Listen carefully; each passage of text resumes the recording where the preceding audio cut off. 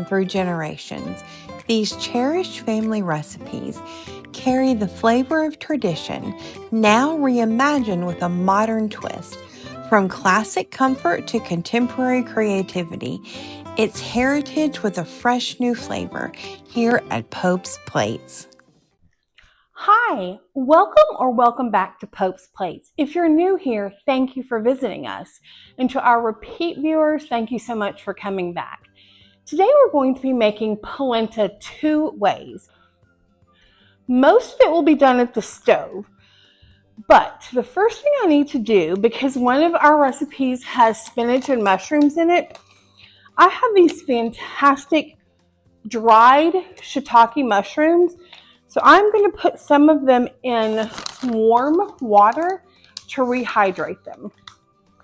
So I'm going to do that. And I'm going to make all the other polenta recipes first and come back when these are hydrated.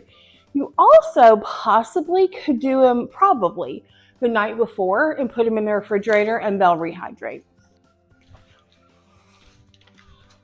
We are going to make our polenta 2 ways. So I'm going to be doing this twice. I thought about, and I might still do it, making one big batch and splitting it up.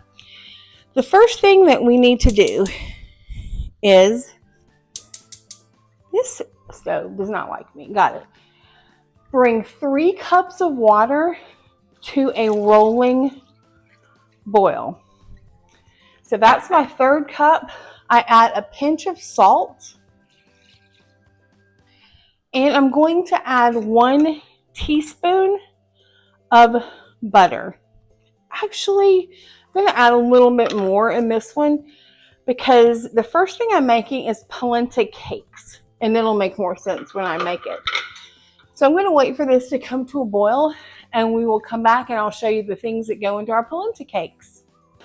We have our water at a boil. We have 3 cups and butter. It is very important as we add our 1 cup of polenta in, I'm actually going to change so that you can see it, that you are constantly in motion. Constantly in motion, and you add it relatively slowly. This is quick acting polenta and you don't stop stirring.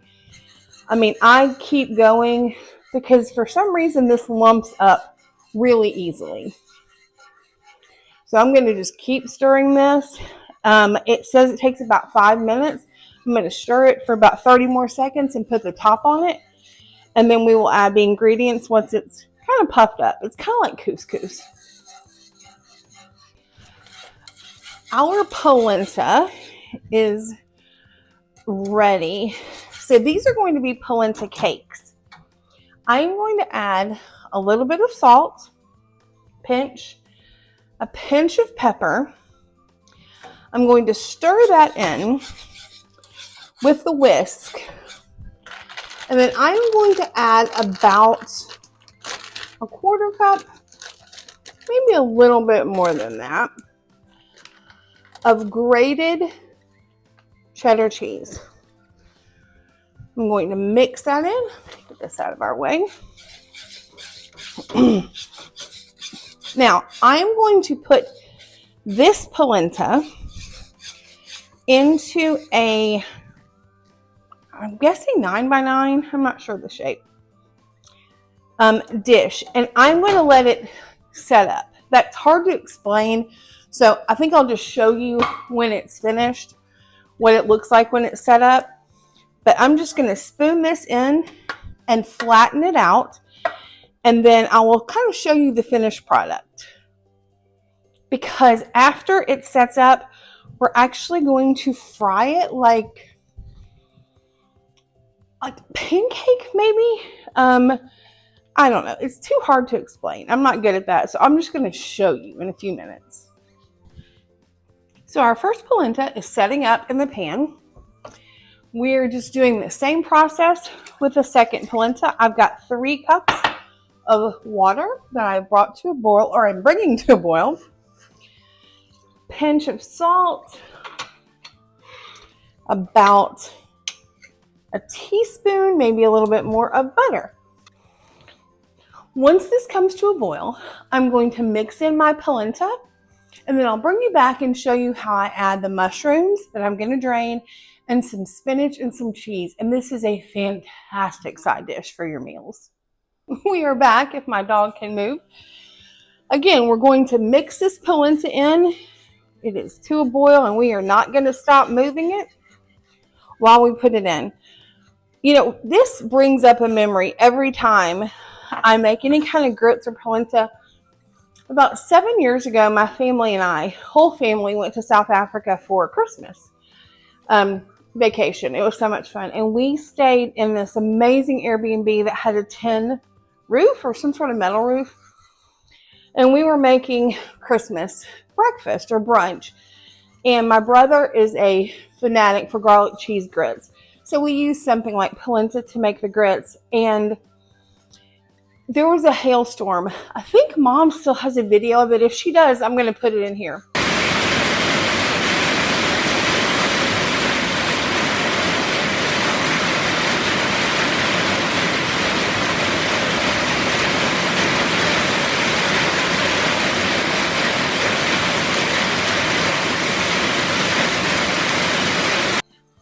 I have never experienced something so loud, and it lasted for such a long time. So a lot of times when I'm eating polenta or shrimp and grits, I think about that because it was just so funny that we sat there together at a table and could not speak to each other because we couldn't hear each other.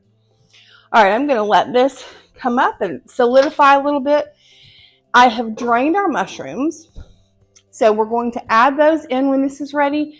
And we're going to add some baby spinach. Now, some people will cut the baby spinach. I have always heard, and I prefer to tear it. From what I understand, it doesn't bruise as much.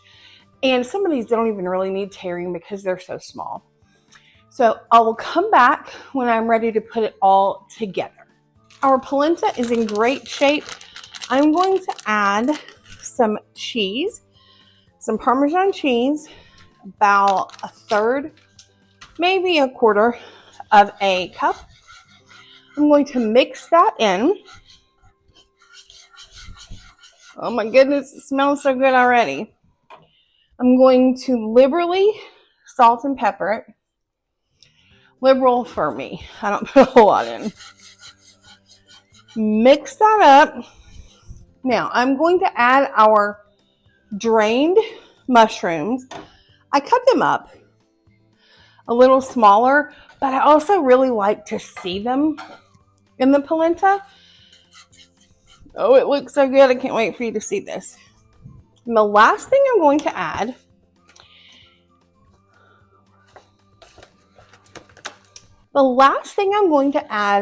is some baby spinach.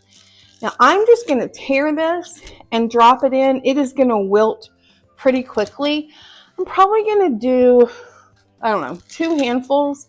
It's not a very accurate cooking measurement. And stir it in and let it wilt and see if I think that's enough.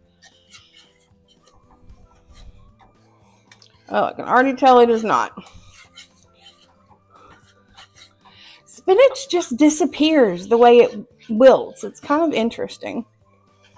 Okay, I'm probably going to put, I'll just show you, about this much in. Charlie, I dropped some spinach on the floor. Do you like spinach? I bet you don't. Oh, you do. That's good. It's good for you. Okay, this looks fantastic. I'm going to make sure all of our spinach is melted in. I have an optional ingredient. I think this is lovely. It tastes good. It smells good. Because this is not going to be polenta cakes, I add usually a dollop, I'm going to say less than a third of a cup of heavy whipping cream. Not at the beginning, but when I'm finished. And it just makes it look creamier, feel creamier. And with the Parmesan cheese, it just blends so beautifully. I'm going to get this plated up for us. And then it appears that our polenta cakes have set up. And so I'm going to get this off the stove, get it plated, and then I'm going to come back and we are going to fry our polenta cakes. You're going to love it. I can't wait. All right, wish me luck. I'm dipping it in. I'm going to go into the corner.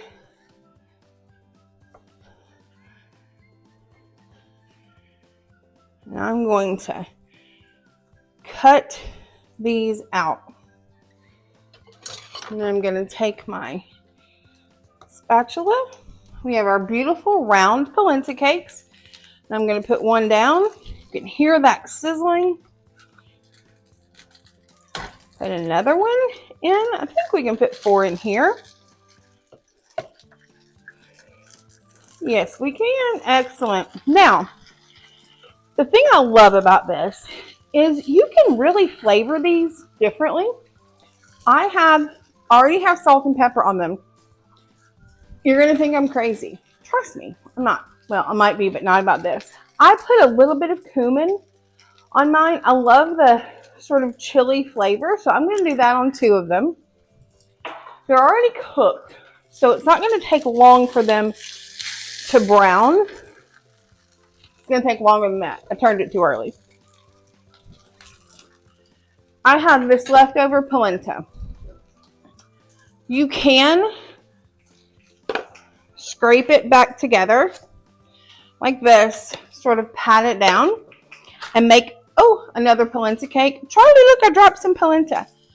But what I do is, because it is so good, I just eat the pieces while it's cooking.